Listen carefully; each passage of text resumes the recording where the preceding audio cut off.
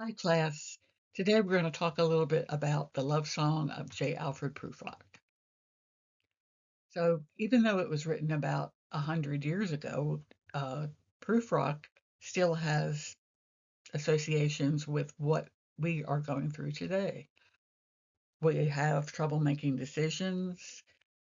We have doubts. Do I dare disturb the universe? Do I dare to eat a peach? The etherized upon a table. Ether was an early form of anesthesia. So if you can imagine someone getting ready to go into surgery and they're getting ready to knock you out, and you just have to trust that they're going to do right by you during the surgery. It's scary. We can feel helpless. And can we trust anyone?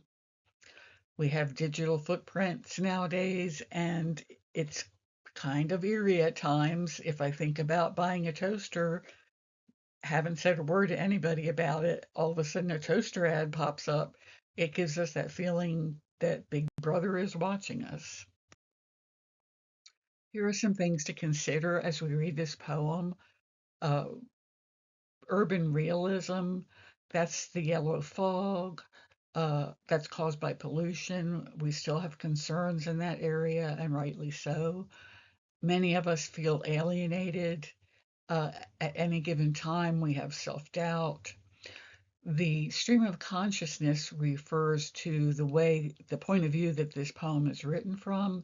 It's as if we're in Prufrock's brain, and that was very new at the time. Now, if we see that point of view in writing, we almost don't even notice it. It's become so common. There's lots of symbolism in this poem. There's a feeling of fragmentation because the poem doesn't go chronologically in order or in seemingly any kind of order. There are problems in the poem with communication, especially between Prufrock and women. And we get the feeling that not only do we not know the answers, we don't always know the questions. Allusions are throughout this poem. If you have read The Wasteland by T.S. Eliot, the allusions in that are about 100 times more frequent than they are in this poem. So it goes back to T.S. Eliot having more of a classical education. He read a lot of Greek and Roman literature. He could read Greek and Latin. So that is percolating through his poem. And we don't typically get clues. It's not like poets are going to wave a sign and say, "This is what I'm alluding to here." We have to figure it out for ourselves.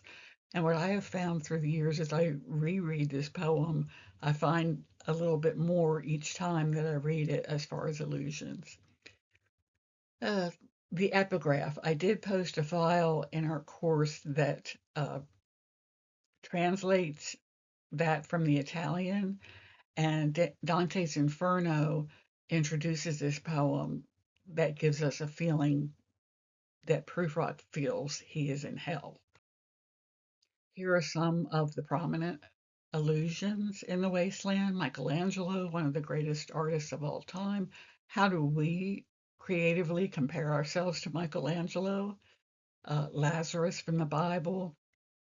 The Fool, that's a popular allusion in it, thinking of someone who's a jester for the royal family.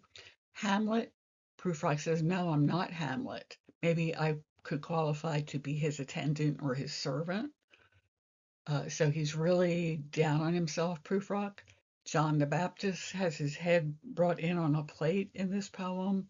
The eternal footman is somebody who escorts us through the process of death. So these are just some of the allusions. See if you can find any others in as you read. Do we dare ask about the women? As I reread this time around, I thought, well, the women are here, but look how they're represented. We don't see women, they're disembodied. We see parts of them. We see their skirts. They come and go, and they talk of Michelangelo. Uh, in other words, they're maybe pretentious and speaking on a higher plane than they think we will understand as Prufrock. They judge him. His hair is growing thin. His arms and legs are thin. Um, one settles a pillow by her head. Is that truly all that women are worried about, is getting comfortable? The arms, the disembodied arms, and he's seen them all, he says. And a woman has hair on her arms. Why is that so extraordinary? Are we not supposed to have hair? Um, and one woman says that is not it at all, not once, but twice. So there's a communication breakdown. And then at the end of the poem, we have mermaids. And to me, mermaids are not women, and they do not sing to Prufrock. There's also a kind of an oblique reference to a poem by Andrew Marvell. Yes, his name was Marvell, uh, in which he is trying to convince a woman to embark upon a relationship, shall we say, with him. Uh, and the first line of it goes, "If we had but world enough and time, this coyness lady would be no crime."